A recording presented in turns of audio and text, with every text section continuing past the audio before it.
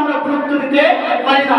আমি আপনাদেরকে আমার এই আজকের খুতবার শেষাংশে এসে আপনাদেরকে অনুরোধ করে যাচ্ছি যে আমি সহ আপনাদের জন্য আল্লাহর কাছে এটাই দোয়া করছি যে আল্লাহ রাব্বুল আলামিন যেন আমাদেরকে রমজান মাসে পৌঁছার তৌফিক দান করেন, আমিন।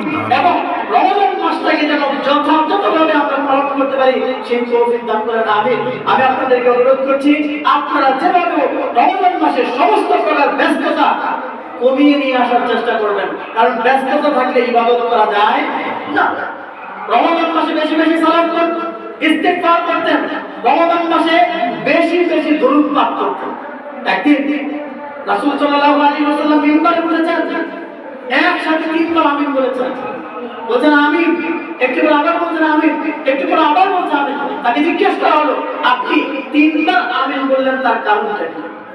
রাসূল সাল্লাল্লাহু আলাইহি ওয়াসাল্লাম বললেন, এক নম্বর প্রথমে আমিন বলেছি এই কারণে যে যেই ব্যক্তির কাছে রমজান মাস উপস্থিত হয়েছে ওই ব্যক্তি নিজে রমজান মাসে নিজের গুনাহগুলোকে ক্ষমা করে নিতে পারেনি, নিজের গুনাহগুলোকে ক্ষমা করে নিতে পারেনি, ওই ব্যক্তির নাম ধুলোয় দূষিত হোক। ফেরেশতা জিবরিল আমাকে বললেন আপনি বলুন আমিন, তাই আমি বললাম আমিন। তাহলে রমজান মাস পেলাম প্রত্যেক বছরের মতো এইবারও যদি আমরা পাই আর আমরা আমাদের নিজের গুনাহগুলোকে ক্ষমা করে নিতে না পারি, তাহলে আল্লাহ রাসূল সাল্লাল্লাহু আলাইহি ওয়াসাল্লাম বদদুয়া করেছেন, আর এই বদদুয়া জিবরিল আমাকে শিখিয়ে দিয়েছে।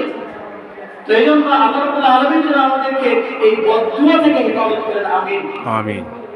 দ্বিতীয় আমিন বলেছেন কারণ কি যে রাসূল সাল্লাল্লাহু আলাইহি ওয়াসাল্লাম বলেন যার কাছে আমি মুহাম্মদ সাল্লাল্লাহু আলাইহি ওয়াসাল্লামের নাম স্মরণ করা হয় ওই ব্যক্তি যদি সাল্লাল্লাহু আলাইহি ওয়াসাল্লাম না বলে বা আমার উপর দরুদ না পড়ে তাহলে ওই ব্যক্তির নাম ধুলোয় দূষিত হোক। ফেরেশতা আমাকে বললেন আমিন, আমি বললাম আমিন।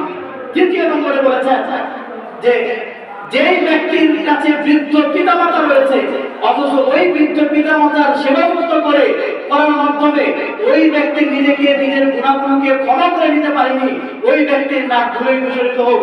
এরপর ফেরেশতা আমাকে বললেন আপনি বলুন আমিন, তাই আমি বললাম আমিন। তাহলে এখানে তিনটা জিনিস বলা হয়েছে।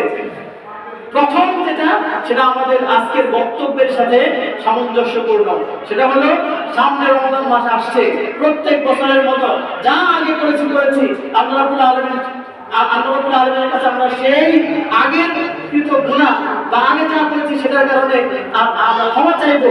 আর সামনে যে রমজান আসছে এই রমজান যদি আমরা পেয়ে যাই তাহলে এই রমজান আমরা সালাফদের আদলে সালাফরা